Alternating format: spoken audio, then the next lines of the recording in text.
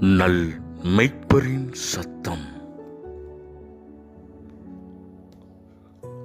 நாகும் முதலாவது அதிகாரம் 15வது வசனம். உன் பண்டிகைகளை ஆசரி, உன் பொருத்தனைகளை செலுத்து. கிறிஸ்துவில் மிகவும் பிரியமானவர்களே, உன் பண்டிகைகளை ஆசரி, உன் பொருத்தனைகளை செலுத்து. ஆம் பிரியமானவர்களே, தேவனாகிய கர்த்தர் பொருத்தனைகளின் கர்த்தராயிருக்கிறார்.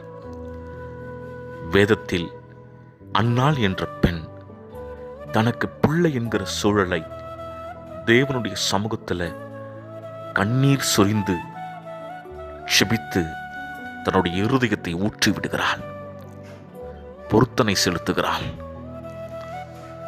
ஆண்டவரே, எனக்கு ஒரு ஆண் பிள்ளையை தருவீர் என்று சொன்னால் அதை உமக்கே அர்ப்பணிக்கிறேன் என்று சொல்லி ஜெபிக்கிறாள்.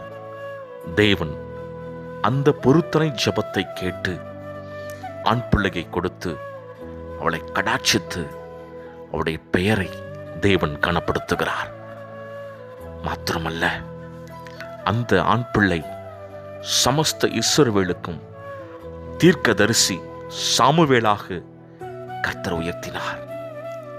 எனக்கு அன்பானவர்களே, அதே போல உங்களுடைய ஜெபங்களில் தேவனுடைய சமூகத்தில் பொருத்தனைகளை செய்து ஜெபிப்போம். தேவன் அதை கனம் பண்ணி உங்களை கர்த்தர் பெருக பண்ணுவார். ஆம் பிரியமானவர்களே, தேவன் அந்த பொருத்தனைகளின் வழியாய் உங்களுக்கு நன்மைகளை பெற்றுக்கொள்கிற பொழுது சந்தோஷத்தோடு ஸ்தோத்திர பலியிட்டு உங்கள் குடும்பங்களிலே தேவனுடைய பண்டிகைகளை ஆசரியுங்கள்.